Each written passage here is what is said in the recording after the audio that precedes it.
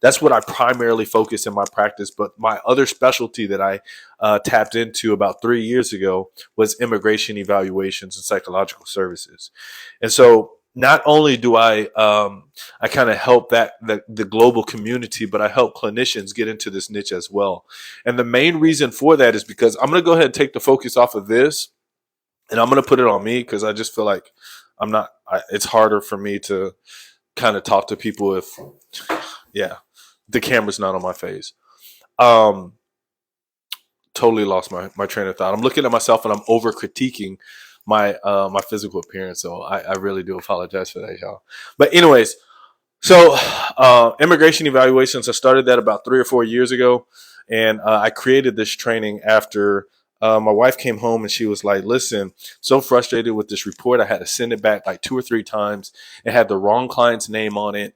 There was misspelling and grammatical errors all throughout the report. It was just poorly written. You can do way better work than this. And I wasn't fully licensed at the time, but she put it in the back of my head. Maybe I could do that. Then another young lady named Shahada, she put me on. Oh, give me a second, y'all. Um, I've got to request myself on the live. Okay, so this is my immigration evaluation. This is my this is my. So I need to put it up there for context. I'm sorry, guys. Hey, Heather. Hey, Stephanie.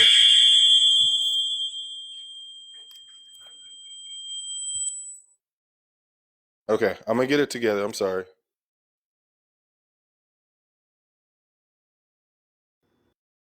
All right, there we go. Okay, so that's my account down there at the bottom. That's my immigration, like that whole the training, the value that I offer as far as the immigration goes. A lot of people weren't told about immigration evaluations in grad school. We were all taught about like the theories, the methodology. We talked about, psychology. We talked about, our history, the researchers that came before us, Carl Jung. We talk about their studies and how we got to where we are, the DSM-5. How do you pass your state licensure exams? Like that's what's in grad school. But the business part of grad school, we all were neglected. I went to a PWI for my undergraduate. Then I went on to Texas Southern University for my graduate school, and they were just really drilling on what I just talked about: passing tests, what's going to be on the exam, how to better prepare yourself for the exam, so you can become fully licensed. All that other experience you're supposed to get from your practicum, your internships, things of that nature, and I didn't get that in those that agency that I went through. So, needless to say, neglected. But that's most grad school programs. They don't talk about the business. They don't talk about money. They don't talk about, how you can leverage your license to increase your financial value. It's not something that is a curriculum. It may be a sidebar at the end of class, or, in a report or something y'all may do, but it's not the topic of discussion in grad school. And so one of the biggest reasons why I talk about immigration evaluation so much is because I don't want to gatekeep. If I know something is extremely valuable, it's like golden, or it really helped me, I'm going to tell other people about it.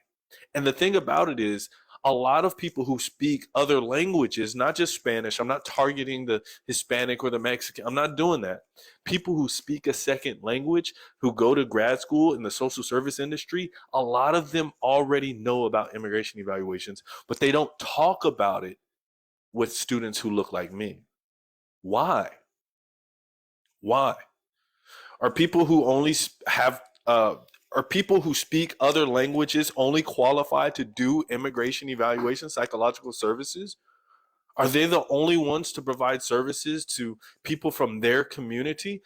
I've got people on my caseload who, well, so let me give you a disclaimer. So right here, I have a disclaimer, and I really need to go through the itinerary, guys. I really do.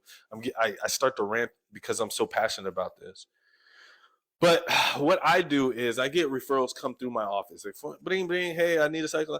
Okay. And then I send it to my 1099s. To me, although they're doing the work, the girth of the work, I'm just critiquing their writing, their reports. I still feel like I'm writing these reports. I sign off on them sometimes. And so if they're not fully licensed clinicians, the 1099s I don't sign off on, but I critique all their writing. So I feel like I am writing these reports. So I've got people who are on my caseload who feel more comfortable working with someone who is not in their community. Ironic as that sounds. And so, I mean, who people who don't speak their same language, okay? For whatever reason, they feel like they can be more vulnerable, more honest. And so I don't want you all to get this misconception that only people who speak a second language can provide services to the global community.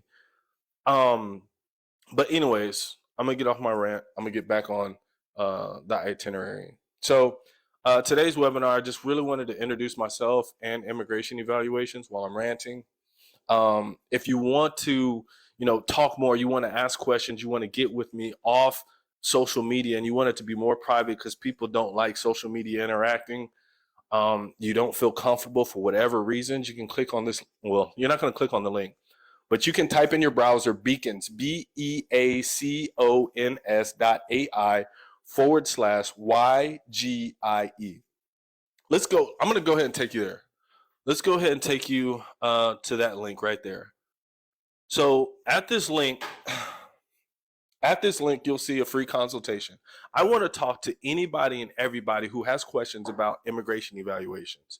Even if you've taken another course, even if you've taken another training, if you're a student, if you're a bachelor's level student, you want to know about immigration evaluations, hit me up. I know everything. I didn't say all that. I know a lot. Speaking with the utmost humility, I know a lot about immigration evaluations. This is what I do.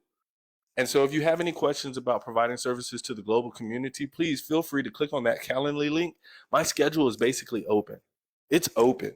You hit me up, 15 minutes, we jump on a call or a Zoom call, and we talk about it. All right? I'm not here to convince you that my training is better than everybody else's. It's just a way for you to get information, the answers that you need to the questions that you have. Click on that link right there. The other one that I wanted to highlight was the Facebook group. That group, we just got over 800 people. If I click on that link, it's going to give you the back end of what I see on Facebook. Okay, because it's my group. So it's going to give you this extra bar over here. That's for the person who manages the group. But anyway, so we just got over 800 people. Yesterday we were at 805. Today we're at 807. We're growing substantially. And a lot of that has to do with being active on TikTok. Give me a second. I've got to look and see how it's presenting. Okay. See, you can't see that. See? All right. And then I'm gonna zoom in a little bit. Can you see that? Yes, you can. Okay. So we've got the 800 members. I want to push to 1,000 by time summer comes around. So in the next 2 months, I want to be at 1,000. So that's pretty close to 200 more people joining the group. And the reason for that is because I want my course. I want this Facebook group and my course to be well known across graduate programs across the nation. Okay. I want your guide to immigration evaluations. When you think about, services outside of traditional talk therapy, you think about providing immigration evaluations, and this Facebook group in my program. That's what I want. And so that's why I offer added value to those who are interested in taking the course. After you take my course, you can sign up to become an affiliate. Once you become an affiliate, anybody who uses your affiliate link, you receive $100, or they sign up for YG. Within 3 days of that payment going through, hits my account, you receive $100. And so I give people the opportunity to share, spread the word about YG, and then receive incentives. So anyways, Facebook group, join that Facebook group if you really want to get involved in immigration evaluations. If you're a grad student and you want to learn about immigration evaluations or possibly getting into it, go ahead and tap in, join the group, and tell your friends about it, especially if you're in grad school. Okay, the other person that I want to talk to, guys, the other person that I want to talk to are people who typically follow my content, and I don't mind. I don't mind at all. You follow my content and you're not interested in doing immigration evaluations. You are a mental health professional. You are, satisfied with the work that you're doing. However, you're trying to find other ways to increase your income. You're trying to find other ways to maximize and leverage your professional license. And so you watch my content to see what I'm doing, to learn about my business model and my program and how I structure my e-course, my online course, and you're learning from what I'm doing, what you wouldn't do, what you would do, how you would present the information that I have. Like, you're learning from me. Continue to do that, because that is exactly what I did before I created and launched my first course. So I should be providing value. I should be providing value to a number of different people in this on this call. Let me see. I'm gonna try to go back and see if there's any questions. Okay, no, just people joining. Thank y'all for joining. I appreciate it. If you wouldn't mind. And then I see the hearts. So I appreciate the digital currency. I really do appreciate the digital currency. Okay, so I've got to get into, I got past the introduction, kind of the introduction part. Now we're going to get into some of these questions, and we're going to talk about immigration evaluation. So if you're not interested in learning about immigration evaluation, if you're not interested in how I sell, market, or position myself to sell a product, if you're not at this point, you can leave if you want to. I only want to talk to people who I can provide value to. Okay, so what are immigration evaluations? What are they? For me, it is the hardest thing to say in 2 sentences. I can't do it. And any definition that you receive on Google, on Bing, whatever you search, and it gives you 1 or 2 lines, it's not going to truly detail what a psychological immigration evaluation is and what it does. It's not.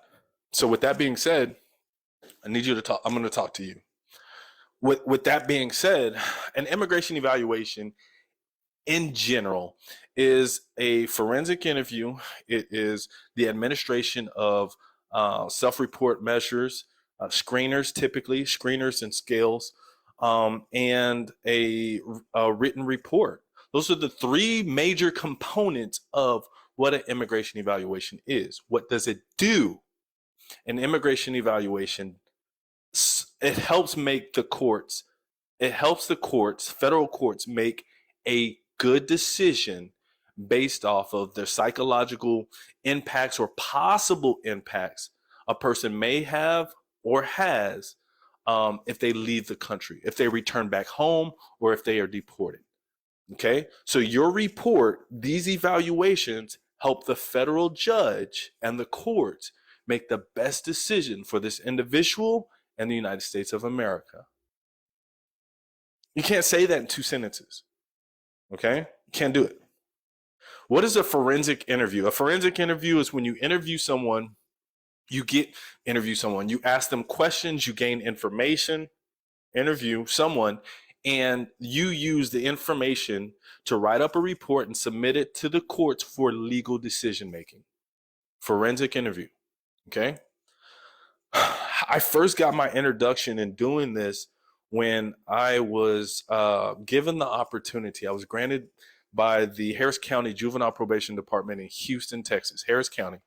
And it's kind of ironic because of my criminal background. And then I got to do this work. It was just phenomenal. But anyways, so I got this experience where forensic department, I was working under psychologists and students who were in their internship, their residency as psychology students, PhD students.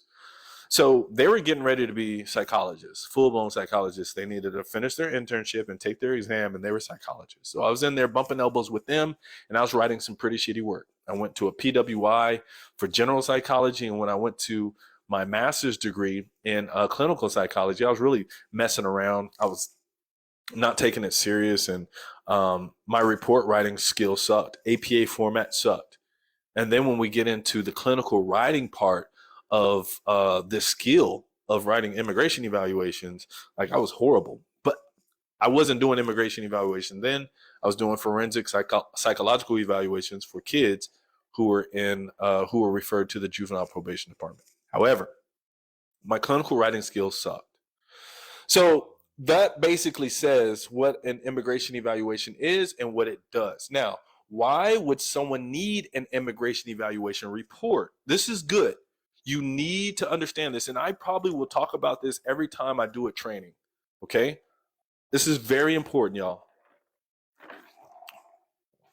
Y'all bear with me. I had to take a sip. Okay. So why is it so important? Why would someone need an immigration report? This is why it's so important.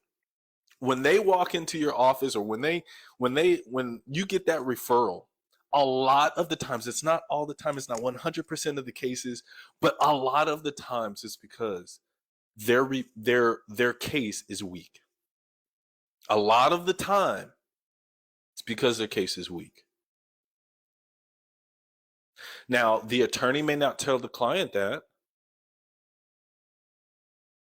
but in the back of your head, just know most likely their case is weak and they need you to support whatever they claim that they have suffered or could suffer. Okay? Now, with that information, let me see if there's any comments or questions. Hello, did you clip the mic to the beard? Yes, I absolutely did. Now, with that being said, remember where you saw this first. Okay? Because I think in about 2 or 3 years, you're going to see more content creators who are men with beards start clipping it to their beards. But I did it first. So anyways, this is how a case can be weak. A person claims that they were assaulted, SA'd, or they were physically harmed in a romantic relationship. They never called the police, or if they called the police, they cannot get the police records. There are no records on file. There's no legal documentation. No photos, no images of bruises or Facebook posts, or no type of supportive evidence to substantiate their claims. Okay. Medical records, no medical record, hospital, when you went in, hospital bills. It's just not a lot of supportive evidence for this particular case. You need a psychological immigration evaluation. And so they come into your office, and it is your job to be objective. We're just talking about the trauma, the experience that they describe, that they claim that they had. And we put all these disclaimers in our evaluation, our report. We believe that the person who provided this information is speaking from a place of integrity, whatever your disclaimer is. So based off of the information that I received, blah, blah, blah, blah, blah. Okay. I give you all that in the course. But anyways, so I want you all to also know that, and we're going to work down. So that's, why would someone need it? Why didn't you hear about this in grad school? Isn't that a good question? Like, I addressed that earlier, but how come most of the people that funnel into Mr. Immigration, that TikTok, they have never heard about immigration evaluations ever? Oh, I've been practicing for 10 years, 15 years, 6 years, 4 years. I've never heard about this. How come I've never heard about this? Isn't that interesting? I think that's really interesting. And this is my opinion. This is my opinion. It's a hush hush niche, meaning you don't talk about this with people who don't speak a second language, right? So predominantly Caucasian people or Black people. And we want to get those referrals. We want to get that business. And so if we want these constant referrals, we don't tell everybody else about it. That's what I hear. That's what I see. That's what I've noticed. Okay. And so because you don't want that much competition, you don't tell everybody about this. So me going out and proclaiming immigration evaluations is an ish. This is how it changed my life and my practice. This is what I'm doing. Immigration evaluations, and I teach other clinicians. All that stuff, it's frowned upon.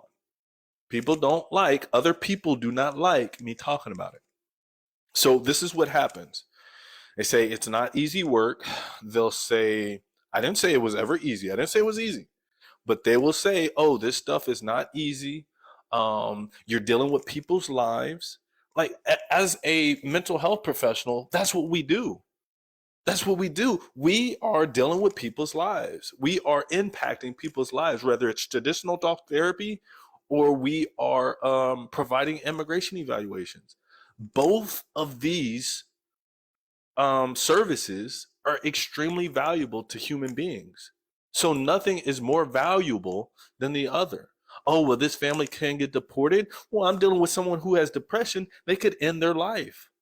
Think about the people who suffer from major depression, schizophrenia, bipolar disorder, can hurt themselves or somebody else. Our services as clinicians, therapists, are valuable, whether we're providing services to the global community or those who are clients, teenagers who broke up with their boyfriend. Okay? Okay, still important work. So you'll get that a lot. People will try to put it in the comments where this is not just easy work and you're dealing with people's lives. You need to have cultural competence and all these other these discouraging things for us not to provide the service.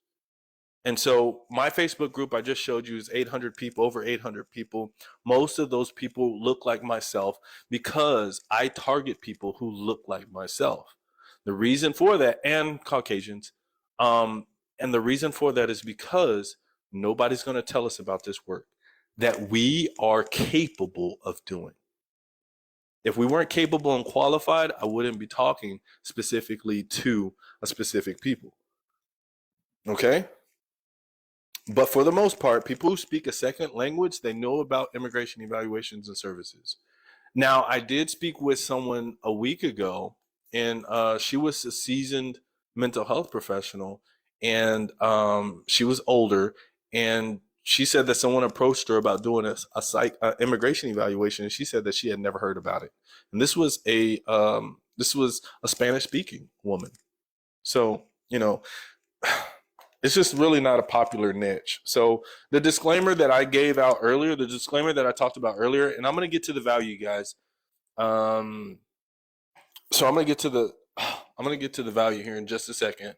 But the disclaimer that I was talking about earlier was that I no longer write immigration evaluations. I don't do that anymore. So what I do is I have this course, Your Guide to Immigration Evaluations, YG. I teach other clinicians how to complete immigration evaluations. Other lawyers, attorneys, they see that I'm putting out this content, and what they'll do is reach out to me asking if their client can get a consultation so I can do their evaluation, write their report. So I get that a lot. And the response that I give them is, I will not write the report, do the consultation. Sure, I'm not writing the report, but I will oversee the case. And what that looks like is clinicians who are in Texas, they've taken my course. And after they take the course, they still have questions. They need support. They need more guidance after the report, after the training. And what that looks like is they are not good. They're not proficient with writing. They're not proficient with clinical writing. And I support those clinicians because after you complete Your Guide to Immigration Evaluations, once you start putting out reports, you are now a product of mine.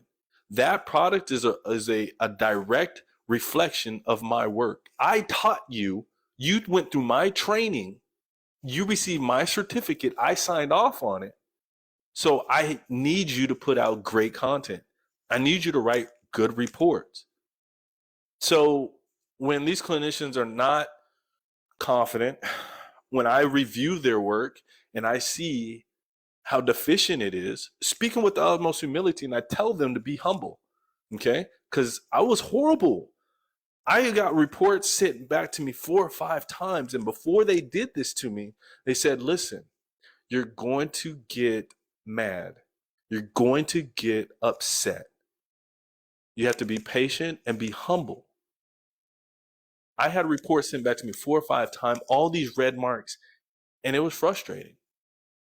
So that's what I do today. I give my reports to 1099s, and I send those reports about 3 or 4 times back to them before they get it right. And sometimes they don't get it completely right, but I'm satisfied with their work, and we just go ahead and send it through. Okay? So that's what I do. That's the disclaimer that I wanted to talk about. Let's go with other supportive learning platforms. I'm going to talk about other. I'm going to talk about other. I'm going to talk about other courses and the difference between my course and other courses, but I'm going to talk really briefly.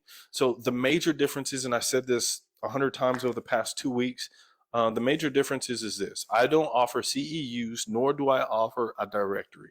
The biggest problem with, but I offer a lot of other things. I offer several other things that um, other trainings don't have, right? I've got a mobile app, so you can take this on the go. You've got assessments like the DOS. You've got the assessments and stuff at your fingertips. You can print them off. You can send them. Like the course is at your fingertips. All the resources, you can pull it up if you have any questions.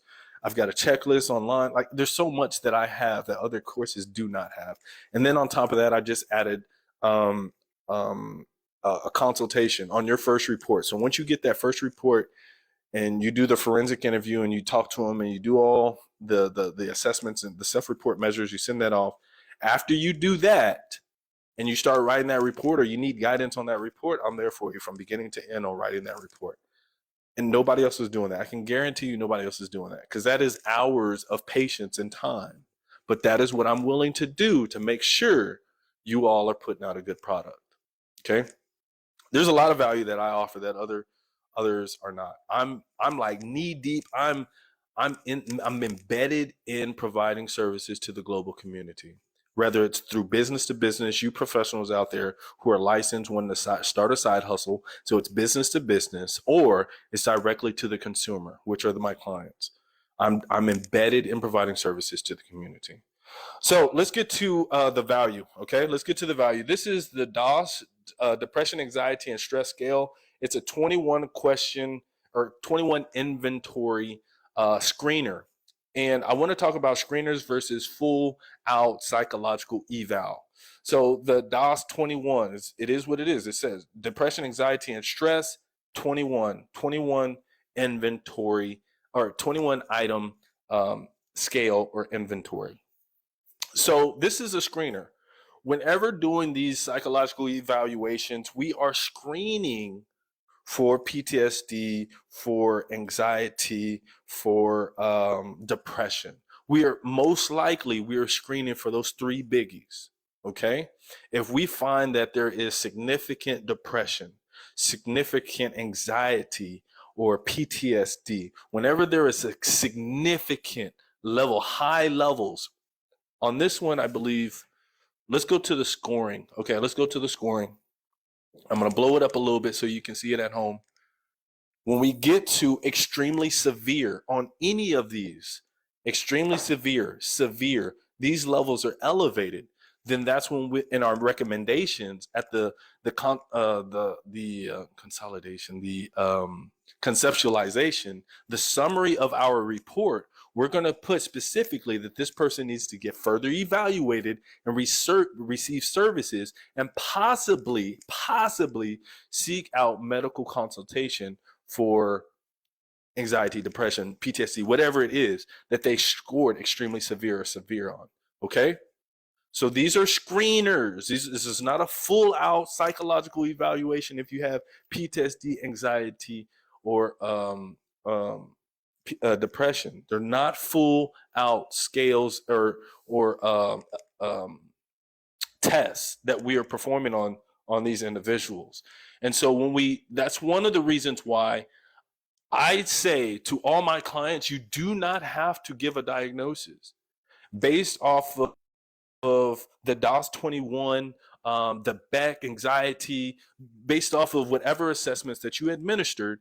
It would appear that Johnny endorses symptoms representative of major depressive disorder, yada, yada, yada. Okay? PTSD, yada, yada, yada, yada. That's not giving them a diagnosis. Okay? Their symptoms are similar to those who suffer from this depression, major depressive disorder. The wording is different than giving them a diagnosis. So we don't necessarily have to give them a diagnosis, especially if it's not concrete evidence that they have given us during the evaluation process. So I wanted to talk about that. You guys, the DOS 21, it's online. This is a PDF I typed up on this website here. I typed it up and I found this online. A lot of the screeners and the self-report measures, I do away with them. I give them to you on the course, but you can find this in your EMR, electronic medical record platform that you use. You can Simple Practice, Therapy Notes, Headway. They all have testing and assessment. Well, they have assessments for self-report measures for depression, anxiety, and PTSD. That's very basic. So I don't really need to give, no course out there needs to give you these right here, okay? Just do it so it's accessible, it's easy. I understand we are in the age of laziness, right? Everybody wants to be doing easy work, right? That's why a lot of you want to do immigration evaluations from home. You can do it. I'm not with it though. But a lot of you want to do this remotely. Cool. That's your prerogative. It's not unethical, but I just, I'm not a big fan. I've done these remotely. I'm just not a big fan. But anyway, so that's one, okay? Let's go on to the other one. Let's see here. So this is one that I haven't talked about ever. Post-traumatic growth inventory. So this assessment is one that I would use after someone has, they suffered from an extremely traumatic event in their childhood or several years ago over a duration of time.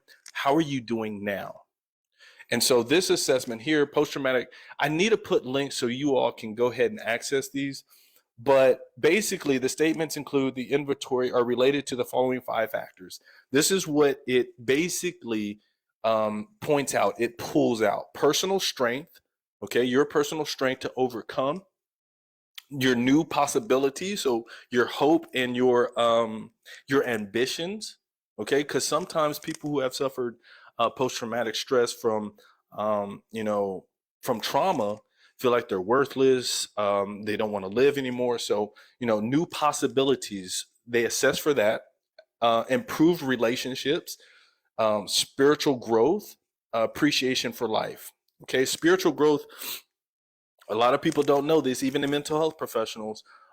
We need religion to give us hope. A lot of people latch on to religion to give us hope. Religion equals hope. And so spiritual growth is very important. So anyways, the post-traumatic growth inventory, also online. This is a PDF. Try to type it in, post-traumatic growth inventory PDF. You should find this. If you're interested in doing immigration evaluations, put this in a folder along with the DOS 21, and you just start collecting these screeners and these inventories. That's 2 pieces of value that I just gave you. I'm going to go back to, so there's the 2 assessments. Now I'm going to go into, dang, what does that sound? Oh my gosh. Okay. 2 tips for report writing and immigration forensic interviewing. That's the second part, and you can't see that too well. I wonder if there's anything else that y'all couldn't see that I shared. Golly. Dang, I can't believe that. All right, so that's the post-traumatics. Y'all screenshot that if you need to.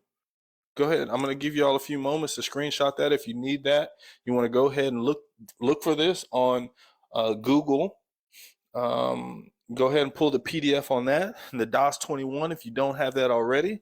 Make sure that y'all are creating folders on your computers, on your phones, so you can easily access this stuff whenever you have an evaluation.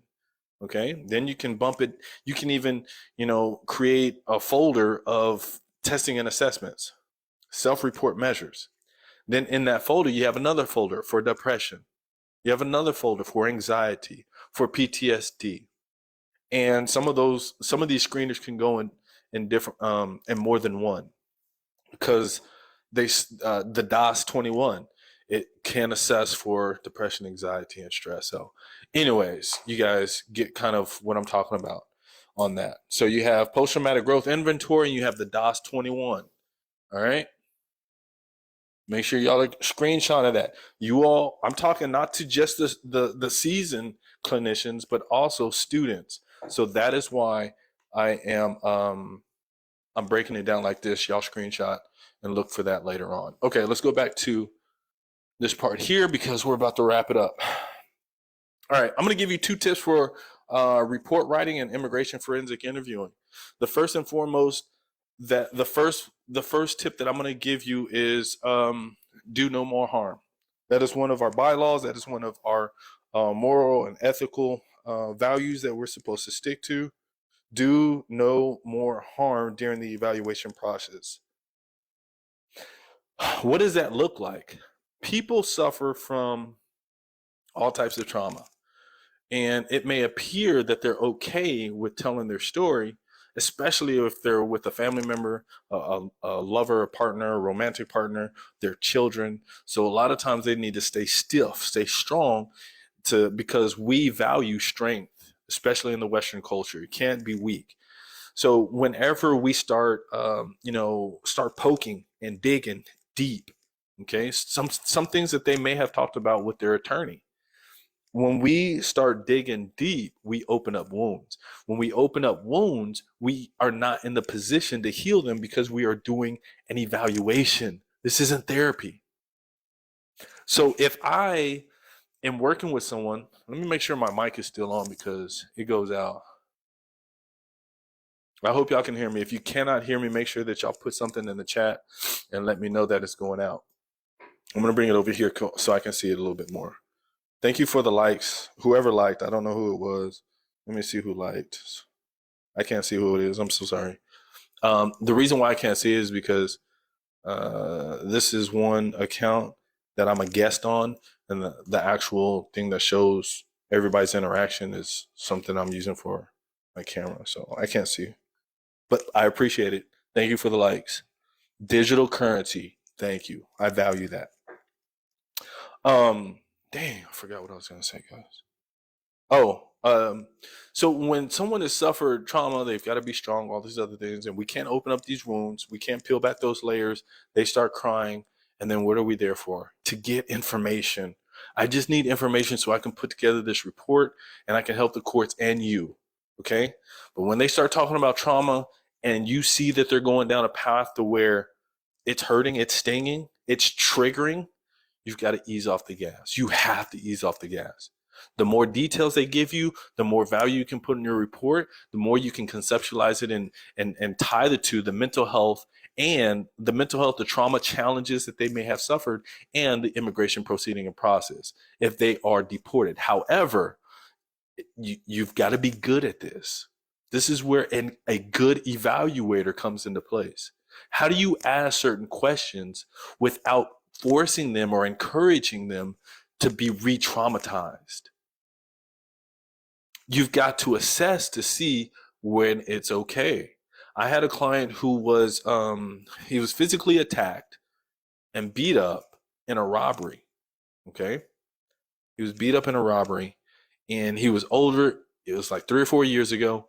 He's in a better place. We were able to detail that, but it was still traumatic for him. But we were able to unpack and detail that.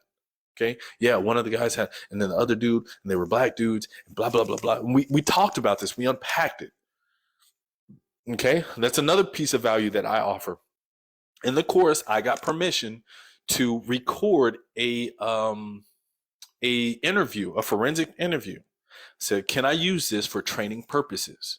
I got the authorization. He signed off on it. And there's no identifying information. I ask him questions. He tells his story. And then I show you how I put together a report. His case is successful. He got granted. Okay. He won his case. All right. A year and a half, 2 years later, I did that case when I first started doing immigration evaluations a long time ago. But anyways, the attorney reached out to me and let me know that person has a victory. They won their case. But anyways, I just wanted to I wanted to give you an example of how you can peel back some layers and people be like, yeah, man, this is what happened, blah, blah, blah, blah, blah, blah, blah. But then you're going to deal with children. You're going to deal with people who have been SA'd over a long period of time, how that still continues to negatively impact them. You've got to tread lightly. You have to tread lightly. For some of you men who are interested in doing these evaluations, and whenever you're working with women who identify as female women, you're going to run into where you need to be sensitive. You need to be empathetic. You need to be able to change your tone of voice. You need to be able to navigate the evaluation process a little bit differently depending on the situation. Okay, so I wanted to talk about that. So that was one tip. We don't want to do more harm. And the other piece of information that I wanted to get was I wanted to share with you all is you're going to need to be able to get good. It needs to be automatic in your brain, ingrained in your brain. Whenever you are dealing with SA,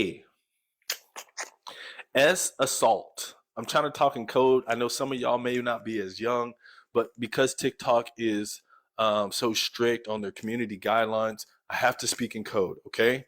So S, assault. Figure it out. Whenever you're dealing with people who have been abused, maybe they were children, they were harmed by an adult for a duration of time, these are the three things. I hope y'all are taking notes. I hope y'all are taking notes. I'm probably going to go on my laptop and I'll record this session and I'll probably repurpose it. But in case I don't anytime soon, y'all need to be taking notes. Anybody who has experienced trauma of assault, abuse, SA, you need to get the first time it began, if they can remember. When did it start? This is good. This is good. When did the abuse start? If they can remember month and year, that's awesome. If they can remember a day, time, oh, golden. But generally speaking, the summer of 2008 or whatever. Okay, the more details you get, when did it start?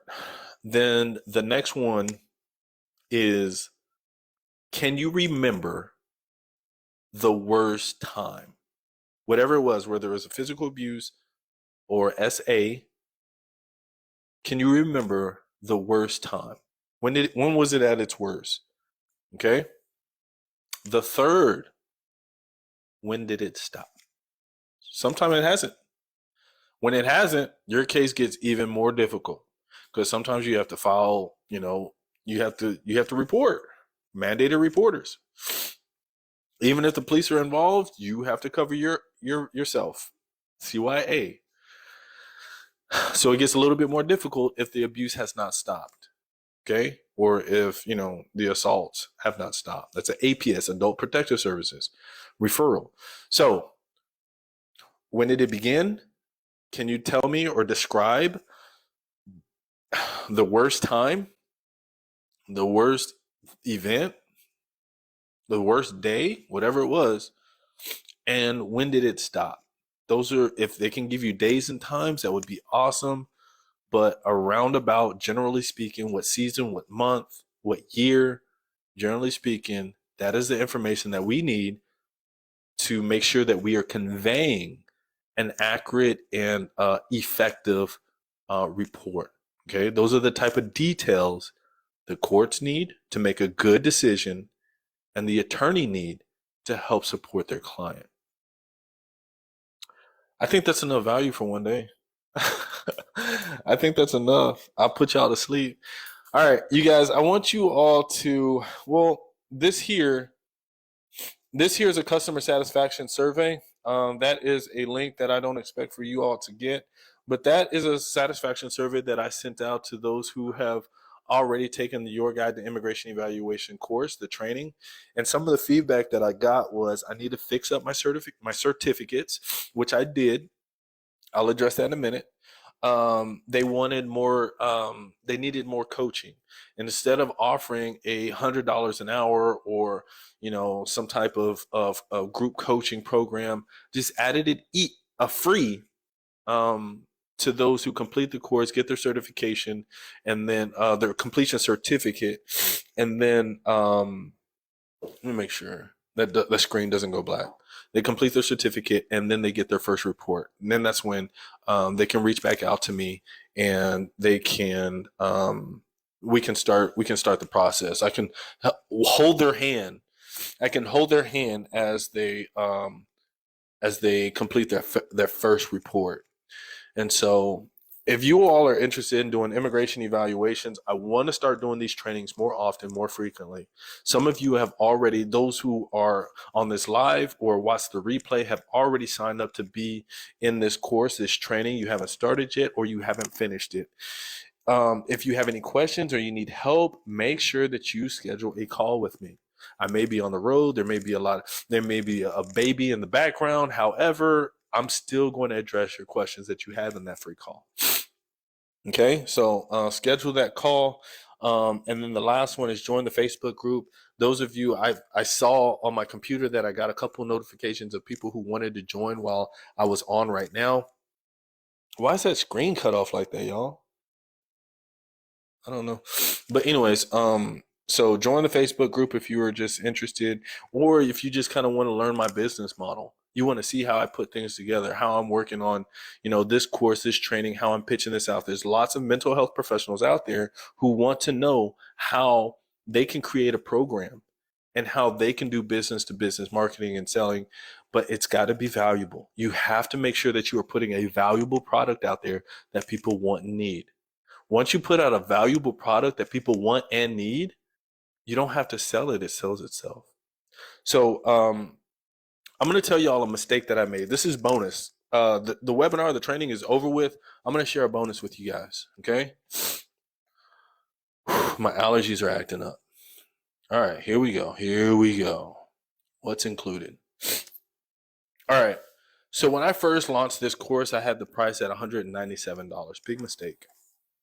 Oh man, you can't see that. All right, here we go. When I first got started, I launched this course 2022. Yeah, 2022 sometime 21 during the pandemic, y'all. And towards the end of the pandemic, I had priced this course at $197 at the same link that I have. And my competitors, they have their course priced at $500. The lowest one, Puerto Rican dude, $500, $600, something like that. And then the next one was someone who offered her training at $1,000. And then my biggest competitor, who has been doing this a little bit longer than me, she offers her course at like one of her packages is like $1,700, $1,500, $2,000. I don't know, but it was ridiculous. I shouldn't have said that. Damn it. Anyways, so my course was sitting there at $197.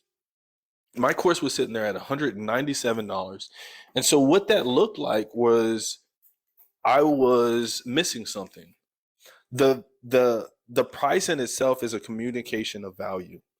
I'm going to tell you what I learned. Those of you who are interested in selling a product or a service to business, people value your product based on the price. Can you believe that? So you communicate the value of your product through the price. And what I wanted to do was sell more than my competitors so I can get more volume of clinicians who knew about it. I don't want 5 or 10 people to pay $5,000. I want 100 people to pay $200.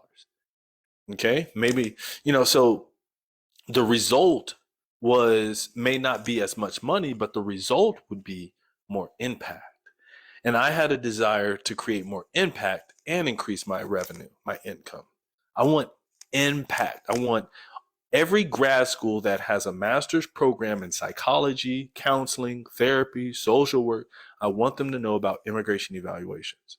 So I wanted to price it low for young clinicians who are coming out of grad school, not just young in age, but young professionals who are coming out of grad school. They could afford my course.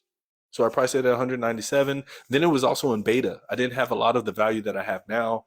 So the value was the proposition value proposition was, if you get it at $197 now, you will have the life of this course available to you. So all the upgrades, all the bells and whistles that I don't have now, you will get it. So my course was not as good as the other courses that are out there now. It wasn't, but it was priced at $197, and it had the same information as the other courses did.